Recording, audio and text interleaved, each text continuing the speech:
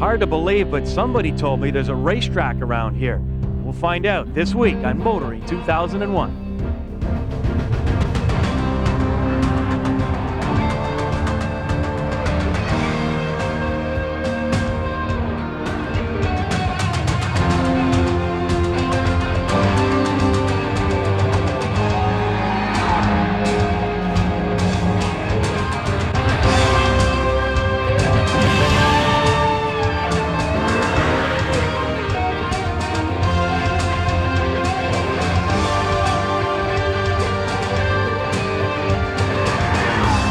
TSN's Motoring 2001 is brought to you by Quaker State Motor Oils, formulated for the vehicles you drive and the way you drive them. And Midas. Keep a good thing going. Go Midas.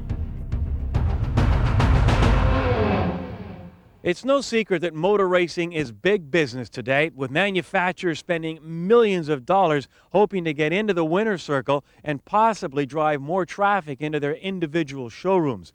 Well, this week, we're going to check out a manufacturer that has decided to compete in a racing series that has a low profile in North America, and that manufacturer is Subaru.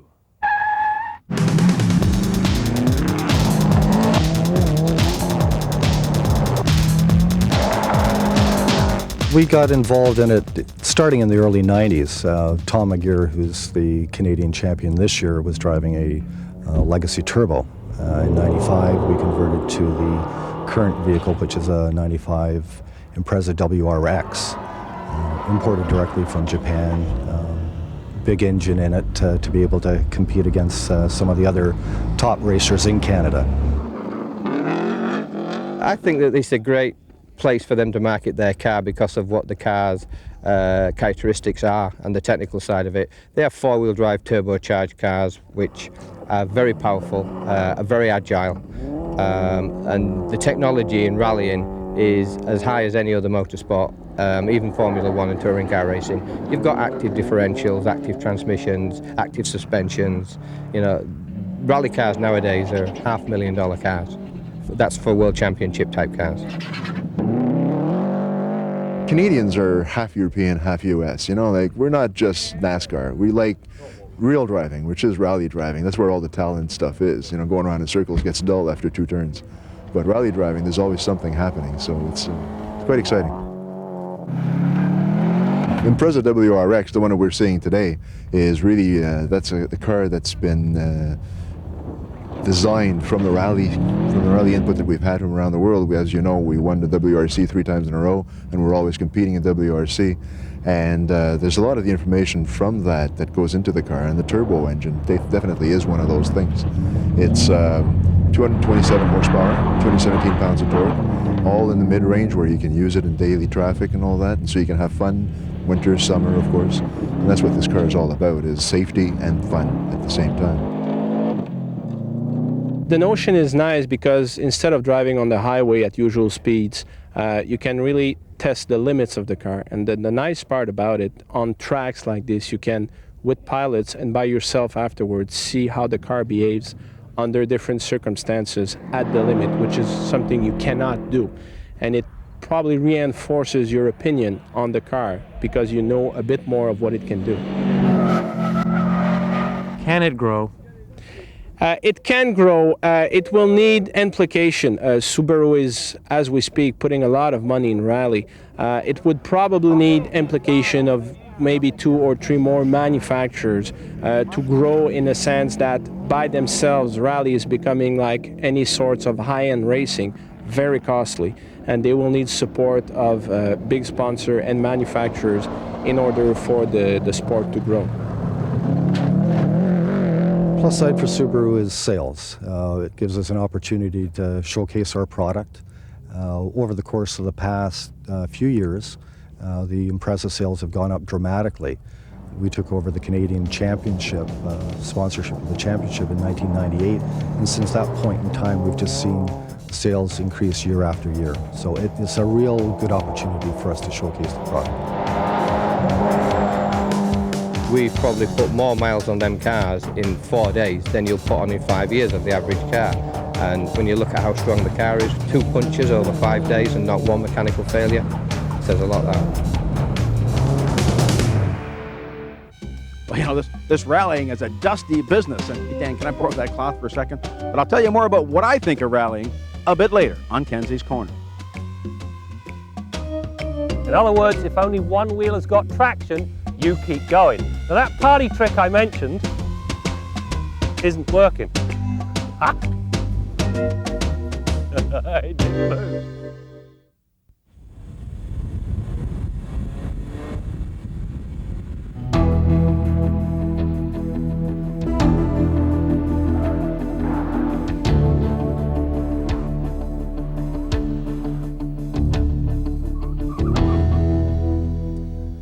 You know, back at the dawn of motoring, Audi didn't have much product to be proud of. However, times have changed and they now quite literally have a flock that they can be very proud of. On this edition of Test Drive, we take a look at their latest entrant, the Allroad. With the huge influx of crossover vehicles, it should come as no surprise that Audi and their newfound love of the extreme are the latest entrants. The Allroad is a steroided wagon that's sure to put more than a few consumers in a quandary. Is it a macho wagon, or is it a soft sport utility vehicle? You know, a part of the Allroad's allure is its off-road ability. Now, if you look at the tyres, they fill the wheel wells very effectively, but this thing has a party trick. When you do go off-road, the Quattro all-wheel drive system is assisted by electronic traction control and stability control. This optimizes the whole lot so that even if only one wheel has got grip, this thing keeps going. Now that party trick I alluded to, if you look now, the body is well off the wheels. In fact, you can raise the body by over 2.5 inches. This gives you the best of both worlds. Highway stability and off-road ability, mind you. Would you want to take a $65,000 wagon into the boonies? I don't think so. In all, the suspension offers 4 settings. Between the extremes, the only usable one is the urban setting that raises the ride height by about 1 inch. Now this allows you to climb elevated curbs without grounding the nose. In the pylon test, the multi-link front and double wishbone rear designs maintained a pleasantly flat attitude through the transitions. Now, attempting this with a vehicle that also offers 8 inches of ground clearance would normally be considered foolhardy. Not so with the Allroad. The bonus comes in the fact that the all-wheel drive system remains seamless and unobtrusive. Few, regardless of price, do it quite as well. Talk about utility, the Allroad's got it. A roof rack, 36 cubic feet of cargo space with the seats up, and if you fold them down, well, it grows to an enormous 73 cubic feet. The other thing, they haven't forgotten the luxury side of the equation. It's comfortable back here, and even the rear seat riders get their own bottom warmers. The other thing that I really do like is that all 4 windows have an express up and an express down feature. As for the power moonroof, well, you simply dial in the amount you want it to open. It does the rest automatically. Elsewhere, you get a top-class radio and a transmission that allows you to be driven or do the driving. And you can upshift and downshift from here or from a pair of buttons mounted on the heated steering wheel. Allroad is powered by a 2.7-litre twin-turbo 6 that pumps out a meaty 250 horsepower and an incredible 285 pounds-feet of torque that kicks in at about 1,850 RPM and stays with the parade till well over 4,000. Aside from all the turbo plumbing, the engine uses 5 valves per cylinder, 3 to get the fuel in, 2 to dump the exhaust. In the mid and upper ranges, this works to technical perfection, delivering a decent turn of speed. You know, in spite of all of that technical wizardry, this thing still suffers from a degree of turbo lag, specifically off the line until you hit about 10 kilometers an hour. It really does feel rather breathless. Mind you, once you're through 10k, this thing really does boil, running to 100k in about 7.5 seconds, which when all's said and done, is not too shabby. Stopping power comes from 4 large disc brakes that are all vented. This delivers fade-free operation that, when combined with the anti-lock system that includes electronic brake force distribution, returns a very short stopping distance of just 112 feet from 80k. Now, if you can't avoid the crunch, the Allroad brings dual front and side seat-mounted airbags, side curtains, and optional rear seat airbags. You know, the all-road is much, much more than a conventional wagon and yet considerably less than an SUV. But therein lies its saving grace, because as the popularity of crossover vehicles grows, so will the sales of this thing.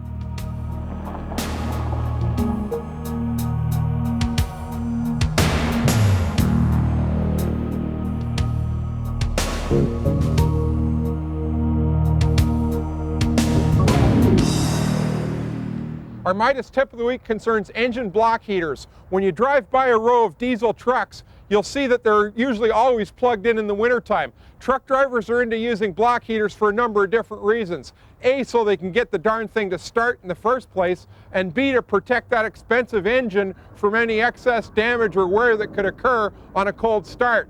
Now, just consider for a second that a big diesel truck replacing an engine that got damaged on a cold start could cost you as much money as buying a whole small car. So it's a whole different thing for these truck drivers. But a lot of late model cars sold in Canada come equipped from the factory with an engine block heater, and I find that most of the operators of these cars in many cases aren't even aware that they've got one under the hood. If you've got one, look for it and use it. It'll save you wear and tear in your engine, increase your wintertime fuel economy, cut down on pollution, and reduce the warm-up time, all good things. Now that's providing, of course, that you can get to 110 at your location. If your facilities are such that you can use it, I suggest that you get it out and think about using it. Another good time where it'll come in handy is if your car happens to get flooded or won't start on a really blustery or cold day. Don't push your luck. Get the car towed to a location where you can get to 110, get that block heater cord out, plug it in, leave it for several hours, and then retry starting the car. You'll probably get it going. That's your Midas tip of the week.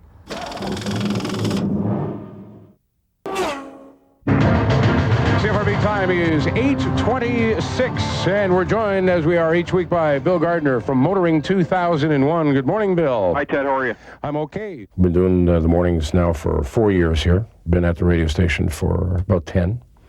And we've been doing the motoring segment now, I think, for about 5-6 months, which is an idea that my producer and I, Mike Bendixson, came up with, both being fans of the television show and saying, you know what, these guys impart so much knowledge on a weekly basis. If we could sort of get little snippets of that into a minute or a minute and a half segment, it'd be great. The vast majority of our audience commutes to work, even if they're just driving their car to the GO station or to the bus stop.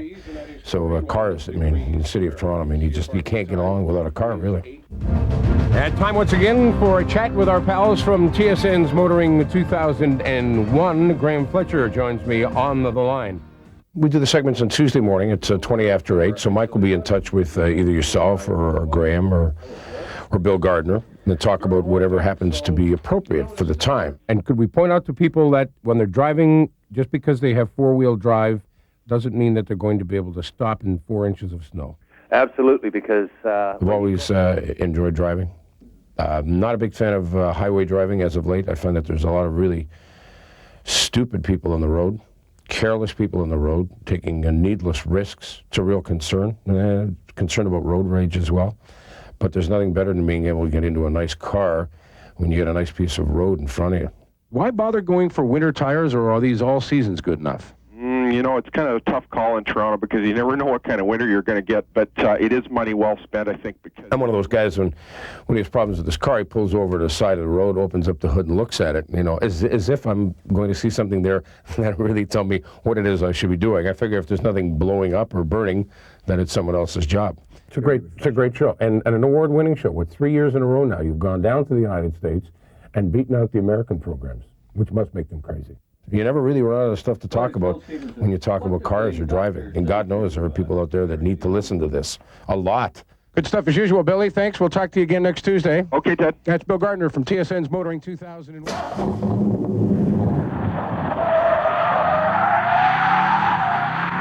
We're back at the European Rally School in Florida. And as we mentioned earlier, Subaru has been very successful in rally driving around the world. And they attribute a lot of that success to their all-wheel drive system. The beauty of all-wheel drive, as the company likes to put it. Well, that may be so, but is all-wheel drive a beautiful thing in the garage? Let's find out from our resident mechanic, Bill Gardner. Well, Brad, you know, isn't that just the height of silliness? Here you are down in Florida with all-wheel drive vehicles. When was the last time it snowed in Florida? I was just down there a week ago, and they haven't had rain in so long in most areas that they've got watering restrictions, so they don't even have slippery roads from rain. Maybe a bit of sand, but I don't know. Is all-wheel drive really necessary? I'll tell you, I had myself convinced about 20 years ago that you couldn't do without it. I went to the cottage one time and got stuck in the wintertime, and I ran straight home and looked for a four-wheel drive truck and bought the first one I could find. It was a great vehicle for a few years, but at the time, I wasn't driving very far to work. Gas was cheap, and I do all my own repairs and buy parts at wholesale prices, so maintaining a four-wheel or all-wheel drive vehicle for me wasn't a big deal. But for you, it's a different story. You have to pay someone like me to maintain that vehicle. And an all-wheel drive or four-wheel drive vehicle, after the warranty's over, is an expensive vehicle to maintain. Make no mistake about that. When it gets 4 or 5 years old, you're going to have to be replacing things that in some cases don't even exist on a similar two-wheel drive vehicle. Now, just as a counterpoint, I want to mention this vehicle right here. This is a small front-wheel drive vehicle with 4 snow tires on it. And that vehicle is a very efficient vehicle to drive in the wintertime. Certainly from a fuel standpoint, very good on fuel, and with 4 snow tires, excellent traction. Driven prudently, no problem to drive a vehicle like this. Now, your conditions may be somewhat different. If you live on a road that's unplowed or in a mountainous area, maybe all-wheel drive is virtually mandatory. But there's a whole lot of people out there that I find, a lot of my customers at my shop, that have thoroughly convinced themselves they can't do without four-wheel drive or all-wheel drive. But you know what? Half a dozen times a winter is all they really get to days when they can really say that they got something out of that four-wheel drive or all-wheel drive system. The rest of the year, they're paying for more expensive tires, increased fuel consumption, and more wear and tear on that expensive driveline. To me, it just doesn't make sense for those half dozen days. Till next week, I'm Bill Gardner for Motoring 2001. You know, if I said I could solve the world's parking problem, halve your fuel bill, and transform your one-car garage into a two-car garage, you'd probably think I was mad. But this little smart car at just 2.5 meters long, you can fit 2 in end-to-end in any garage with room to spare. Funky looks aside, the Smart is exactly that. For those that remember Doctor Who and the TARDIS effect, you'll understand the Smart. It looks impossibly small from the outside, yet inside the room is plentiful and, more important, comfortable. The seats are form-fitting and offer enough adjustment to accommodate everybody, up to and including a 6'4", 280-pound ex-linebacker. The dash, according to my kids anyway, looks like a face. The dials being the eyes, the vents the mouth, and the hazard lights, well, it's a discreet nose. Power comes from a diminutive 600cc motor that delivers 55 horsepower.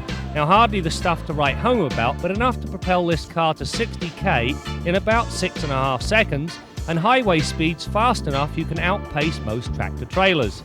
The 6-speed clutchless manual with automatic mode works well if the shifts feel a little delayed. The ride comfort is the least refined element of the Smart. Smooth roads deliver, rough roads and broken pavement, well, it means a rough and broken ride. That aside, the 175 tyres mounted on 15-inch wheels hold the road well, and the unassisted steering is light enough to make parking a snap. Snow?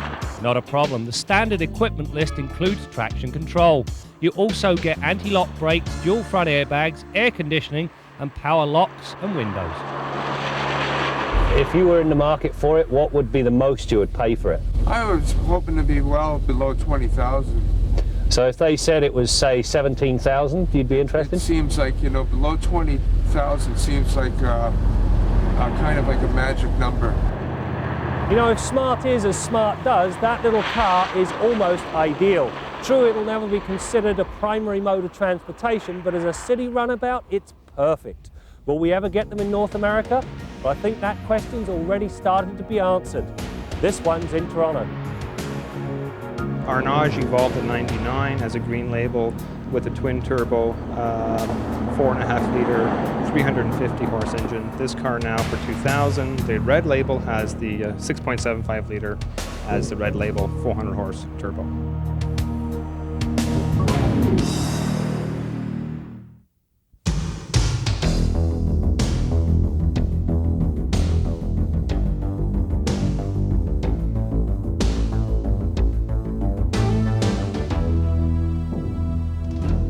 Now, I've always said that there are about 9 people in Canada who care about professional rallying, but they really care. And internationally, this sport might even be bigger than car racing. To rally fans, names like Carlos Sainz and Colin McRae are every bit as much heroic as Jacques Villeneuve or Michael Schumacher or Dale Earnhardt and Jeff Gordon. And arguably, rally drivers are even better drivers because they have to deal with a much wider range of conditions. Now, we're here in northern Florida, not that far from Daytona, and it occurred to me there's a couple of ways in which professional rallying is like NASCAR. Now, it's a bit of a stretch, but stay with me here. First of all, pro rally cars are based on production cars. Now, I'm not going to tell you that the Subaru WRX that Richard Burns drives in the World Rally Championship is the same car you can buy for the street in Japan or in Europe, but at least it looks the same, just like NASCAR, and the fans can relate to that. Now, by the way, we've driven the next generation Subaru WRX. We will be getting that in Canada soon, and I tell you, it's a hot little car. Another thing about rallying is if you go to an event, you have at least half a chance of seeing one of your heroes up close. Your chances of shaking Michael Schumacher's hand at a Formula One race, approximately 0. Now, it's tough to see a rally car championship event because you got to go way up into the mountains and stand around waiting for the cars to come by. You've probably seen video of that with fans standing on the road, and when the cars come by, they just kind of step out of the way and they go flying by. Well, you're protected by 2 thicknesses of that police lines do not cross yellow tape. That'll be a big help. But I tell you, if you do go to one of these events, it's spectacular. You're standing on the side of the road, and if you've ever done this before, I mean, you got a 300 horsepower rally car, 4-wheel drive, flying by a couple of feet away with flames shooting out the tailpipe. If you haven't done that, you haven't lived. I'm Jim Kenzie. You know, that blue car you've been watching racing around the European Rally School here in Florida just happens to be the new WRX Impreza that Jim was talking about. And we'll give you a much closer look on a future program as we continue to bring you more stories about cars and the people who drive them. My background is to sit in the car and drive, and Todd's background is to pull everything out of the car that can be read from the car and understand all of it. And he's a guy that I want on my team. TSN's Motoring 2001 has been brought to you by Quaker State Motor Oils, formulated for the vehicles you drive and the way you drive them. And Midas. Keep a good thing going. Go Midas.